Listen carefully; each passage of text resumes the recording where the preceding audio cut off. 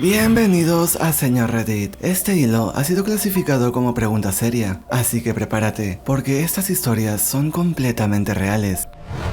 He visto muchas cosas desde que vivía en una parte muy mala de mi ciudad, pero la que realmente destacó fue cuando vi a un hombre morir quemado frente a mí. Estaba en una especie de iglesia con varios pisos. Me encontraba en el segundo piso y de repente se agarró a un cable con corriente. Su cuerpo se tensó fuertemente, empezó a temblar sin parar y no podía ni dejar de agarrar el cable. Se notaba que su puño estaba completamente cerrado. Te juro que es desesperante ver esa situación, así que no me imagino lo que ese pobre hombre ha de haber sentido. No poder soltar el cable que literalmente lo anda matando. La gente de abajo gritaba y muchas personas lloraban. Un par de personas agarraron palos y escobas e intentaron hacer que el hombre bajase, pero solo lo movían mientras él seguía tensado y aferrado a la corriente. De la desesperación, vi cómo algunos empezaban a golpearlo con los palos, intentando forzarle una caída, lo que funcionó. El hombre cayó, pero todavía seguía aferrado al cable con corriente que cayó con él. En este punto, no sé si el hombre seguía vivo, pero cuando bajé, estaba completamente carbonizado e irreconocible. Había visto fotos de personas así en internet,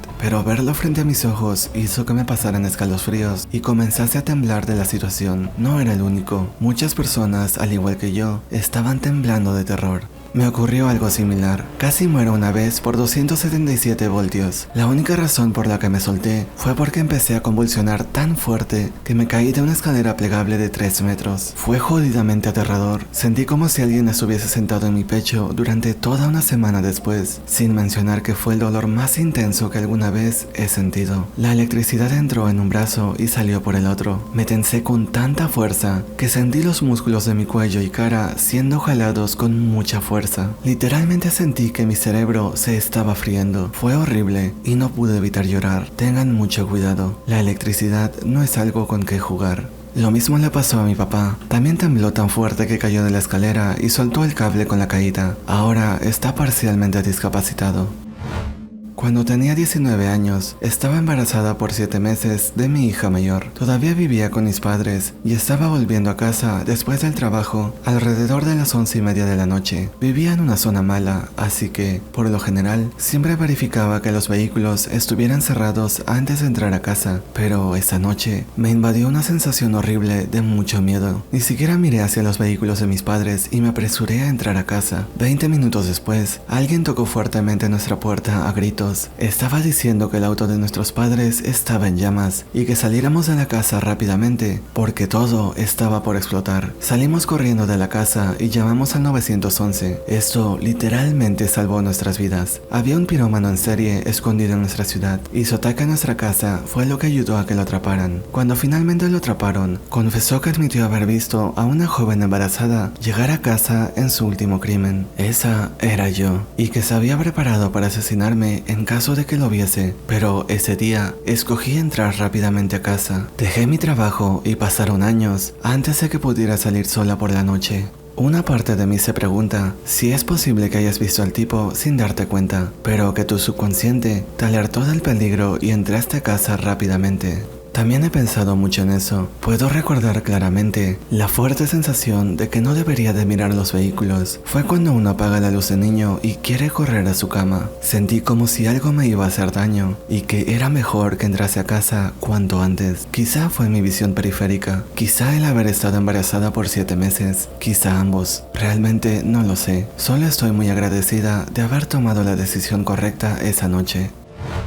Soy mujer. Cuando tenía 20 años, estaba manejando del trabajo a casa durante la noche, cuando de repente, una van casi me saca de la carretera. La van siguió su camino y no ocurrió ningún accidente, pero me dejó en shock, así que me detuve a un lado de la carretera para calmarme antes de continuar conduciendo. Otra van sin ventanas se detuvo detrás de mí. Un hombre salió y se acercó a mi auto. Me preguntó si estaba bien. Le dije que sí, me encontraba bien, solo estaba recobrándome después del susto. Me dijo que, para ayudar a calmarme, podría esperar en su van junto a su esposa e hijos. Insistió en esto muchas veces y continué diciendo que estaba bien en mi auto. Se ofreció a entrar en mi auto y al final, en que solo abriese mi ventana para tomar aire, me seguí negando y por suerte, mi puerta ya estaba cerrada con llave. El hombre hizo una expresión de enojo diminuta y se fue a su van. Ni siquiera se despidió. Pude ver que escondía algo en la mano que no quería que viese cuando se retiró. Y lo peor de todo, cuando miré por el espejo antes de alejarme del lugar, vi que en su van no había ningún pasajero visible.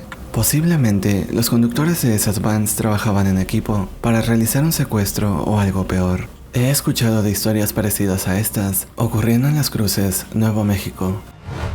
Conducía a casa desde Target alrededor de las 8 de la noche y tuve la sensación de que el auto detrás de mí me seguía. Comencé a tomar un camino muy extraño y con muchos giros. Ellos seguían detrás de mí, no siguiéndome, pero lo suficientemente cerca como para no perderme. Finalmente pararon y dieron la vuelta. Fue entonces cuando solté un suspiro de alivio, hasta que doblé en una calle lateral y vi a un auto parado con los faros apagados. Me vieron, sus faros se prendieron y comenzaron a seguirme nuevamente. Me estaba volviendo loco y conduje tan rápido como pude hasta la comisaría de la pequeña ciudad. Cuando me vieron entrar en el estacionamiento de la comisaría, giraron y aceleraron para escapar del lugar. Me senté allí hasta que mi adrenalina y mi corazón se calmaron un poco. Luego conduje a casa mientras no podía parar de llorar. Es lo más cerca que he estado de vivir una película de terror. Fue horrible.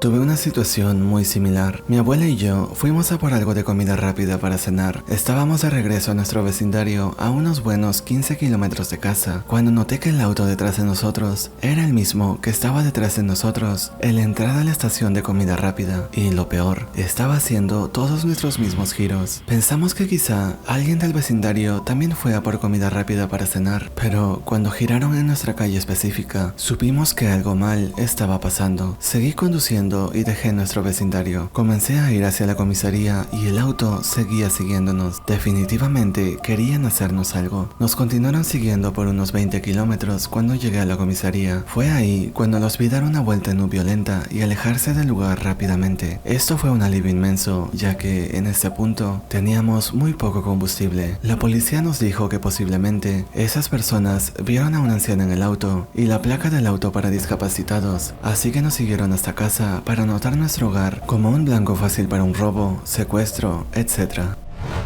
Una vez estuve en la casa de mi novia y tenían un patio trasero con una cerca compartida con otra familia. Era una noche oscura, pero era una de esas noches en las que la luz de la ciudad se refleja en las nubes, por lo que hay una luz inquietante. Habíamos estado escuchando ladridos del perro de al lado, pero realmente no nos importó. Asumimos que la familia eventualmente lo calmaría. La cerca entre la casa de mi novia y la otra familia era vieja y estaba desgastada, por lo que uno podía ver a través de los huecos con solo concentrarse. Pasó un minuto hasta que de pronto escuchamos un grito espeluznante de ¡No! Era un grito muy fuerte, seguido de una inhalación aplastante inmediata. No era un grito para callar al perro, este era de terror. Probablemente había 15 metros entre la puerta corrediza de vidrio en la que estábamos y la cerca vieja del patio. Tenían sus fuegos encendidos e iluminaban las siluetas de los padres llorando. Nos pusimos a ver la cerca en silencio desde la puerta corrediza. Nos concentramos y de pronto vimos algo que no deberíamos haber visto. El cuerpo de un niño balanceándose del árbol. El hijo se había ahorcado y los padres lo descubrieron en la oscuridad de la noche cuando su perro encontró el cuerpo del niño y comenzó a ladrar fuertemente. Solo pudimos ver a través de los pequeños huecos en la cerca y las sombras de la familia que lloraba descontroladamente frente a nosotros. Todavía me da escalofríos cada vez que escucho ladridos. Siempre me extrañó un poco que mi madre no fuera así. Cuando nos enteramos de que mi hermano había tenido un terrible accidente, le estaba diciendo, «Apúrate, tenemos que llegar al hospital», cuando mi madre, quien estaba en silencio e inmóvil, me dijo, «No, ya es tarde». Lo supe cuando la policía llamó por primera vez. Ya he escuchado esa llamada. Mi madre tenía razón, mi hermano ya estaba muerto. Eventualmente lloró y tuvo problemas para dormir, pero nunca hizo ese lamento y grito que normalmente otros padres hacen. Teníamos muy poco dinero y nuestro apartamento no se desalojó, así que mi madre, mi hermana y yo, soy mujer y tanto mi hermana como yo aún éramos niñas, nos quedamos viviendo en una camioneta durante casi un mes. Una noche, estábamos estacionados en una especie de escondite detrás de unos contenedores de basura. Mi madre estaba trabajando, así que solo estábamos mi hermana y yo, tratando de dormir cuando nos despertamos con alguien tocando la ventana. Era un anciano con barba descuidada y esas húmedas lesiones en todo su rostro. Nos sonrió y nos dijo con una voz ronca: oigan, bajen la ventana. En la tenue luz de la farola parecía más bien un demonio presionando su rostro contra el cristal de la ventana. Sacudimos la cabeza y nos abrazamos mientras él rodeaba la camioneta revisando cada puerta para ver si se abría. Finalmente regresó a la parte trasera y esta vez no estaba sonriendo, sino que parecía realmente enojado y demente. Empezó a golpear la ventana trasera y nos dijo: abran la puta ventana o destruiré sus malditos cuerpos. Recuerdo estar aterrorizada de que fuera a romper el cristal con los puños. De repente, los faros de otra camioneta lo enfocaron. Esto hizo que el viejo se detuviese y se fuese corriendo. No sé si fue un policía o un guardia de seguridad o simplemente alguien que pasaba, pero literalmente nos salvó. Mi hermana y yo salimos del auto mientras la camioneta se alejaba. Fuimos corriendo a una lavandería y nos quedamos allí el resto de la noche.